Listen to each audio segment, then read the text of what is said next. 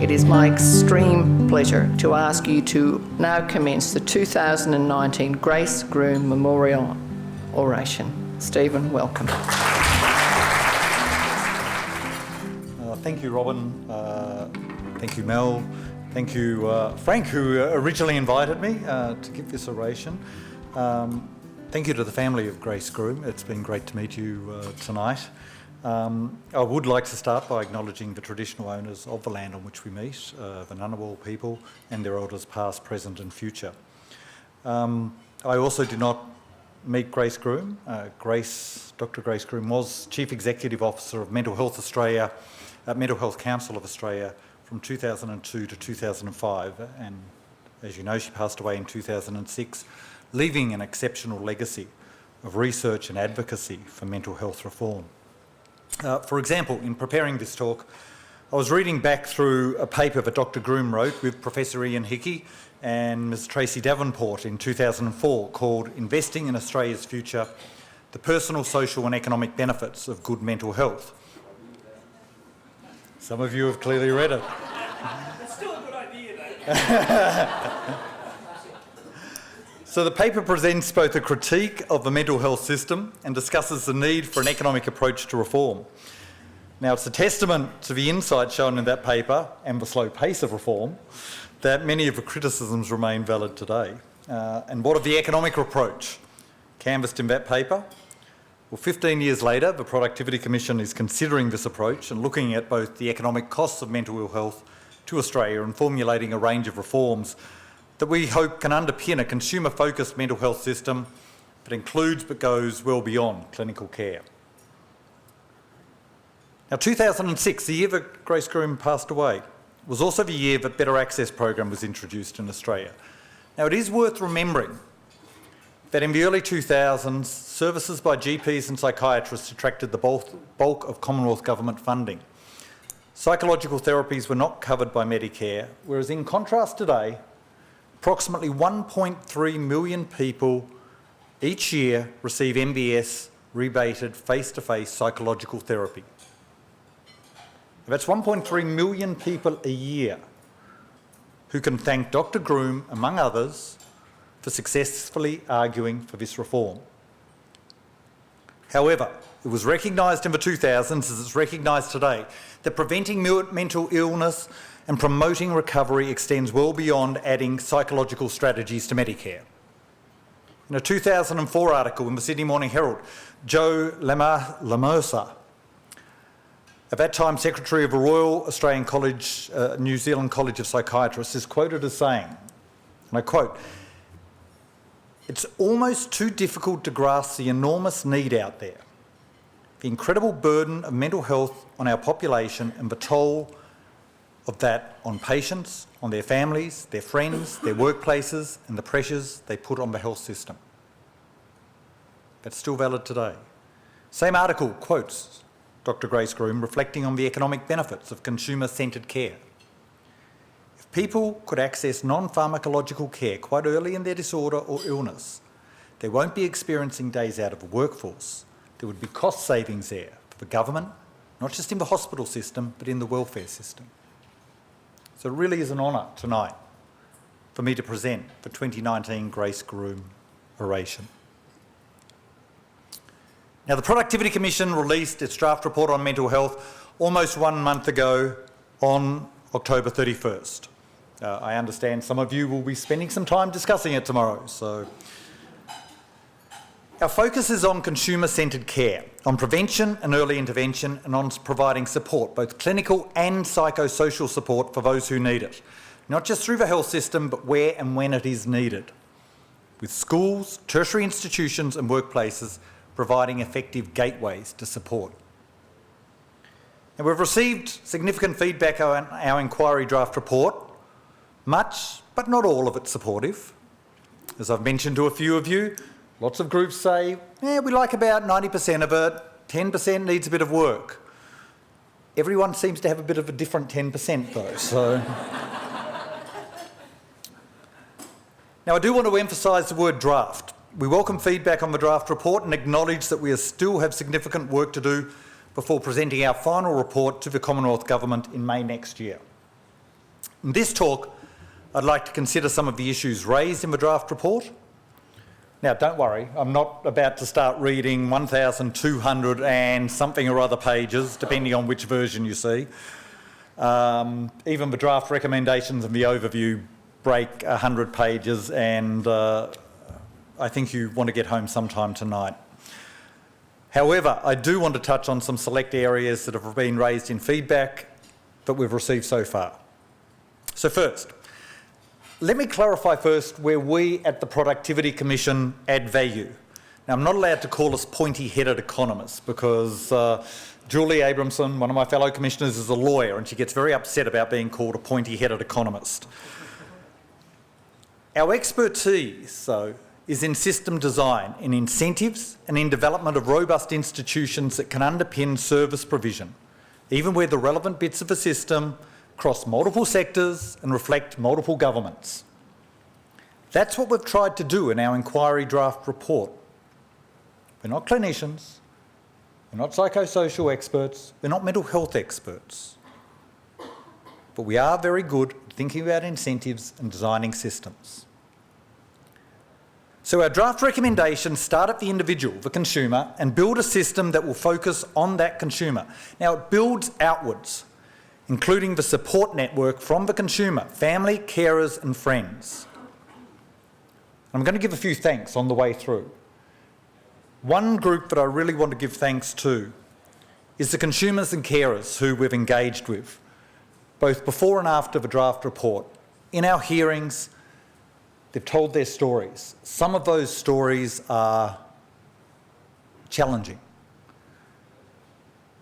But their stories, their comments, their recommendations are incredibly valuable to us because we can only build a consumer-centred mental health system if we listen to the consumers. And I want to thank them for talking to us and talking with us. Now, our draft report considers the range of services, clinical and community, that can support consumers, recognising that those services will differ between individuals and between regions. We consider the institutions to provide those services, where and when the consumer requires them, and the gateways to provide access to those services. We consider the institutions that can fund and govern those services, and the strategies and mechanisms to enable coordination across governments. So our draft report presents recommendations to build a consumer-centred mental health system. Now, some organisations have been disappointed that the Productivity Commission, remember a group of people without significant clinical or psychosocial expertise, that the Productivity Commission have not recommended specific clinical or psychosocial programs or approaches. We're here. The evidence is in, come the claims to us. Our response, good. And the evidence can be confirmed by an independent third party, and the programs or approaches placed with a group of other verified approaches that can be implemented at a regional level if they are appropriate and best meet consumer needs. So we've recommended that the National Mental Health Commission be expanded to evaluate mental health programs. We've presented alternative regional approaches to make sure the right programs are funded and available at a local level. And our draft recommendations aim to make sure that local decisions are consumer-led. Now, we think this approach needs to extend to all programs over time, including those that are currently funded. No program should be exempt from evaluation, and any current program that is effective and meets consumer needs has absolutely nothing to fear from evaluation. Now, some other people said, they wanted more radical change. Where is the revolution? We've been asked. I understand that, the desire for revolution, to tear down the existing system and start again. It is understandable and reflects the frustration with the pace of progress in mental health reform. But I would suggest what we want is strong foundations, not revolution. We want the base on which to build a sustainable, consumer-centred mental health system. That's what the Productivity Commission has tried to do in the inquiry draft report. By design, it's foundational. It's foundations for the future. Now, let me turn to the Productivity Commission's vision. we've been asked about our vision. What's the vision there? Now, in 2004, a remarkable economist, Jean-Jacques Lafont, passed away. Now, I mention Jean-Jacques because I was fortunate enough to be taught by Jean-Jacques. Unfortunately, he couldn't win the Nobel Prize because he died before his co-authors all received the Nobel Prize. But he was an extraordinary person. He was both a technical economist, but he regularly provided policy advice. So he straddled those two camps. Now, I remember being in one of his classes. Now, Jean-Jacques had just completed a board full of mathematics, and they were blackboards in those days. And I'm sitting there with a fellow student, and we're looking puzzled. We'd actually followed the maths, which was pretty unusual for us, but we'd followed the mathematics, and he gets to this startling result. But we wanted more to help us actually understand what's the underpinnings of this result? What's going on here? My colleague Ben, he was a more bold one, so he said, "Excuse me, Professor Lafont, what is the underlying logic for that result?" And I always remember Jean-Jacques' response. He looks at it.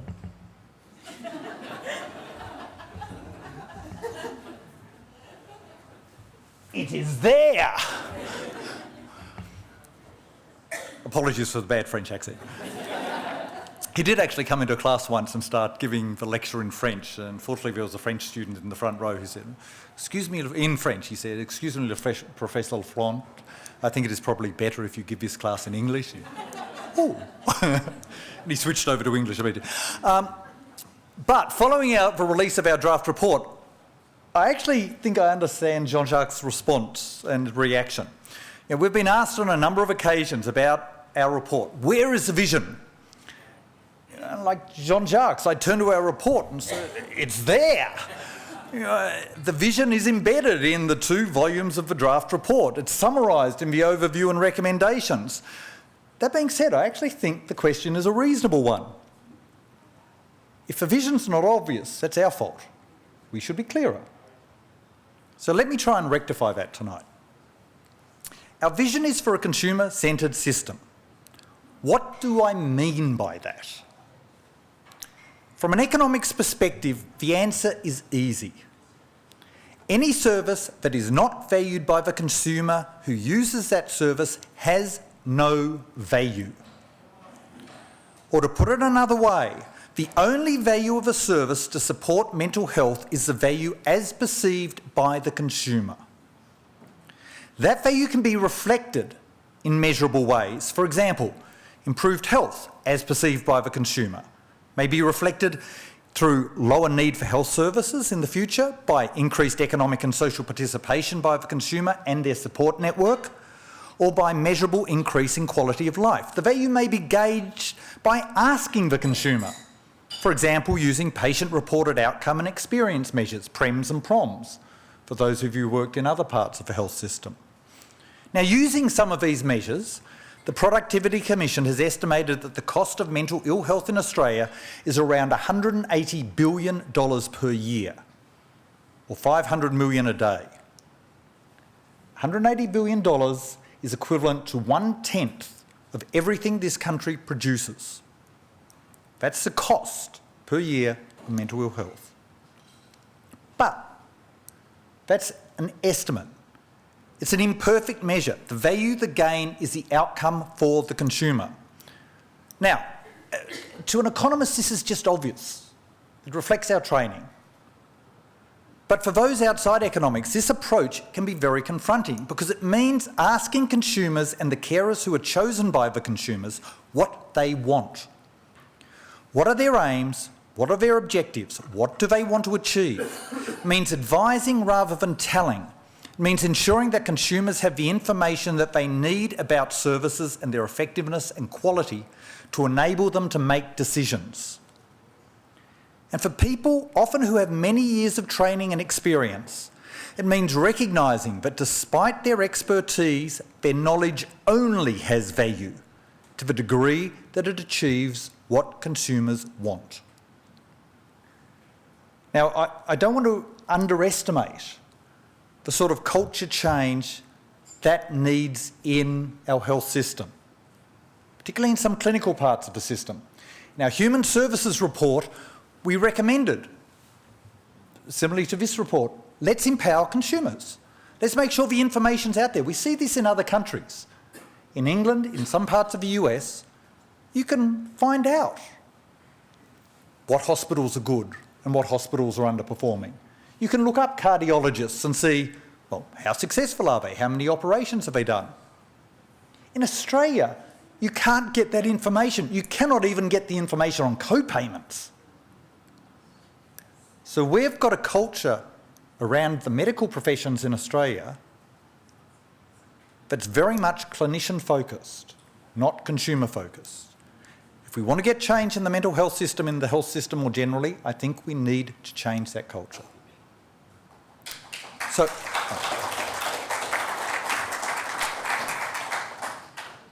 I'm not finished yet. Now, how do we introduce consumer control and empowerment? Our approach would be, one approach, which we haven't suggested, would be to use NDIS-style packages. But the NDIS experience shows the limitations with this approach, with the potential for significant transition issues. I think one thing we've learnt from the NDIS is that transition can be costly. We've not recommended this approach for broader mental health, but we're happy to hear from people who think we should.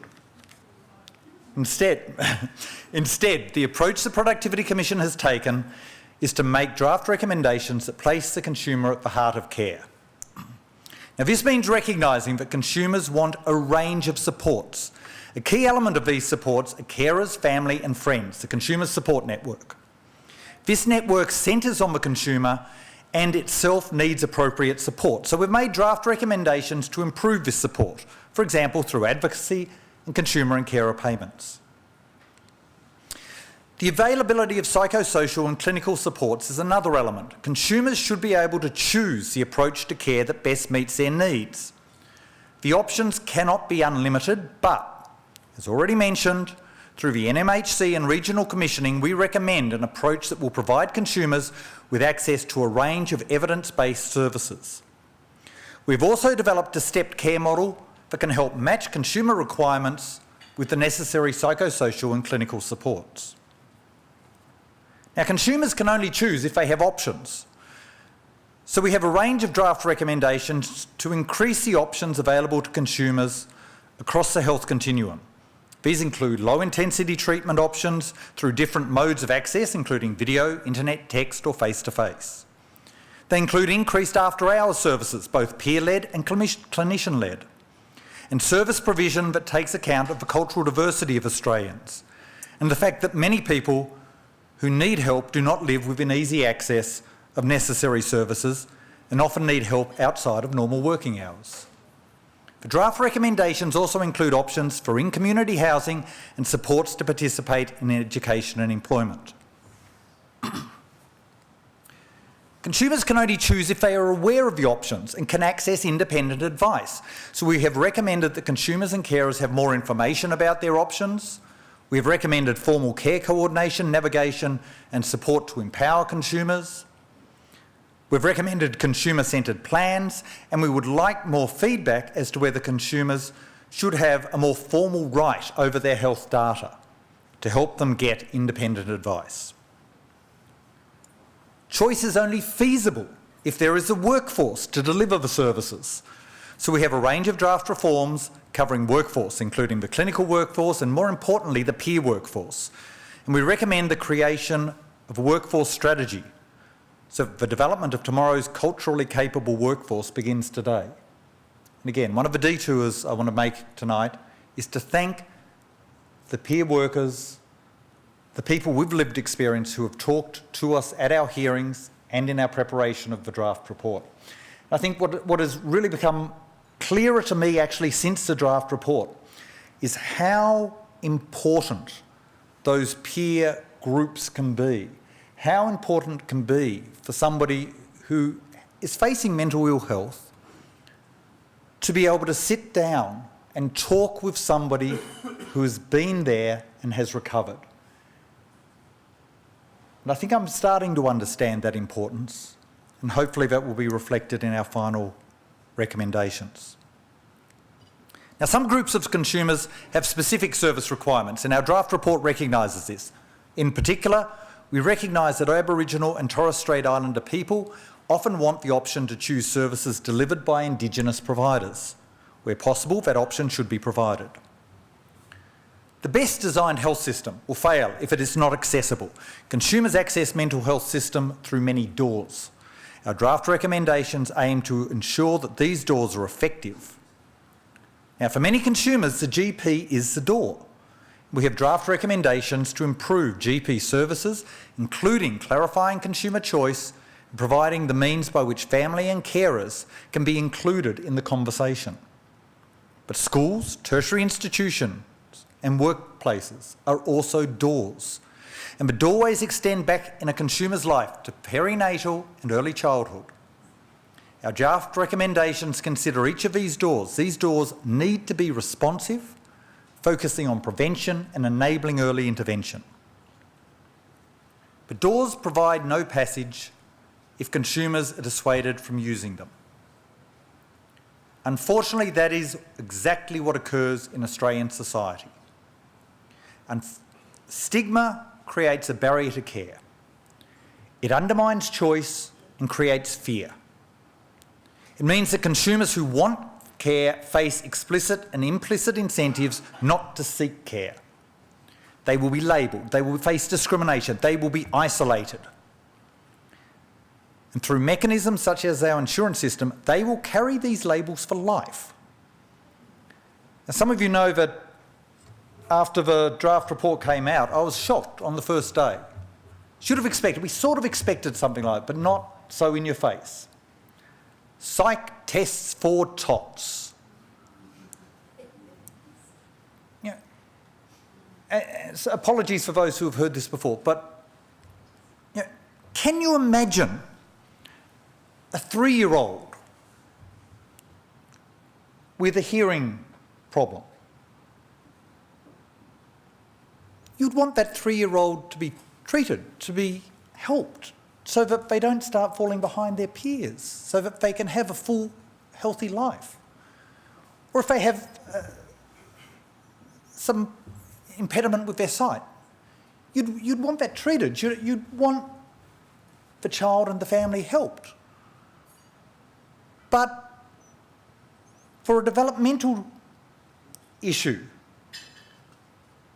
for cognitive development, we say no, we don't want that because the child might be labelled. What does that tell us about Australian society? I don't think it tells us anything very nice. It tells us we have a real problem in terms of stigma. And if we do not address stigma and discrimination, we cannot succeed in reforming our mental health system. So our draft recommendations focus on stigma reduction at a national level, as well as raising awareness at a local level, for example, through suicide prevention, awareness and workplace practices. But again, any further advice, further help we can get on how to reduce stigma around mental health in this country, please give it to us, because it is a major issue. Now, are our draft report recommendations perfect or complete? Of course not, it's a draft.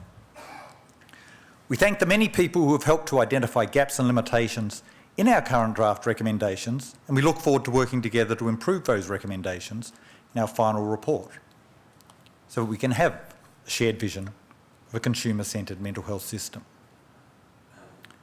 Finally, let me turn to the role of psychosocial supports in a consumer-centred mental health system. Since the draft report was released, we've received feedback that our recommendations are too clinically focused. So where are the in-community psychosocial supports, we've been asked. And going back through our draft recommendations and findings, I completely understand that perspective. But it has led to the perception that the Productivity Commission places clinical treatment above other supports. I want to state quite clearly that perception is false. The consumer-centred system that we have designed in our draft report recognises that clinical supports and psychosocial supports are inseparable and they are interdependent. They are two sides of the same coin. They must be balanced and one cannot and should not be placed above the other. It's not an either-or choice. Without both clinical and psychosocial supports and the ability of the consumer to choose the services that best meet their needs, there cannot be consumer-centred care. For example, hospital care will fail without the psychosocial supports to enable consumers to access the services that they need to flourish in the community. If you do not have those services, the consumer will simply end up on a clinical merry-go-round. No choice, no empowerment, no recovery. Similarly, therapeutic care and community will not succeed if a consumer simply leaves the clinician to return to the stress and trauma that led to them requiring care in the first place.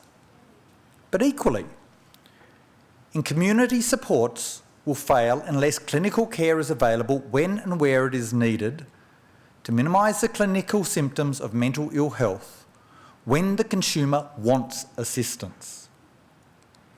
Housing first does not mean only housing. Employment assistance will fail without the clinical safety net. There is a clinical care system in place for mental health. It has gaps, it has many gaps, it has numerous failings. But it does have the key components of a coherent system. We've made recommendations to try and fill the gaps and eliminate the failings. By contrast, our impression is that there is no coherent psychosocial support system in place for mental health in Australia. Rather, what we've got are a disparate group of services that are funded and defunded with little logic, where service providers face numerous funders, all with differing reporting needs, and the only consistency is the short-term nature of the contracts. There is no coherent system where we can make draft recommendations to fill gaps. There are gaps everywhere. And we cannot make recommendations to fix specific failings. The failure is the lack of a coherent system. So our recommendations around psychosocial supports are to establish a system, establish a national strategy that can underpin regional service commissioning, establish systematic evaluation so that the right services can be offered in the right places, coordinate local funding, and work with consumers, carers and service providers to offer a stable set of supports. The Productivity Commission's draft recommendations for psychosocial supports are much broader than those for clinical services, but they're at a different level, and as a result, I think they're probably less obvious because we need to establish, not just reform, the system. So we're on a long journey to improve mental health in Australia. Now, tonight, we remember the work of Grace Groom and other pioneers who have been part of that journey. But there is a lot of work that we still need to do. At the Productivity Commission, we're grateful to be part of this journey. We thank the many people who have informed and inspired us as we prepared the draft mental health inquiry report. In particular, we thank the consumers and carers who have told us their stories, and in doing so, have helped us to understand both the many failings of Australia's current mental health system and how things can be improved.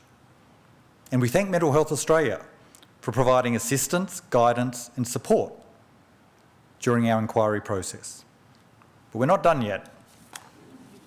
We've already heard from many of you about our draft report, but we need to hear from many more. Through our draft recommendations, the Productivity Commission has worked to develop a strong foundations for a consumer-centred mental health system. Now we need your feedback. Let us know where we need to do more work before presenting our final recommendations to government in May next year. In particular, what are the implementable recommendations that we need to make to the government that are missing in our draft report? Vision's fine, but we need to come up with things that the government can do. And those recommendations have to always answer one question: how will they improve the outcomes for consumers? Now remember, however, that the final Productivity Commission inquiry report is not the end of the journey. It is simply another step. We hope it will be an important step, but it will come to naught if our recommendations are not accepted and implemented by government. and reform will only occur if those who will benefit get behind the reform process. So, my colleagues at the Productivity Commission and I look forward to the next part of our inquiry. We look forward to hearing from you through hearings, roundtables and submissions. We look forward to learning more and from your experience and knowledge. We look forward to refining our draft report to create a set of final recommendations to the government that will lead to a consumer-centred mental health system. Thank you.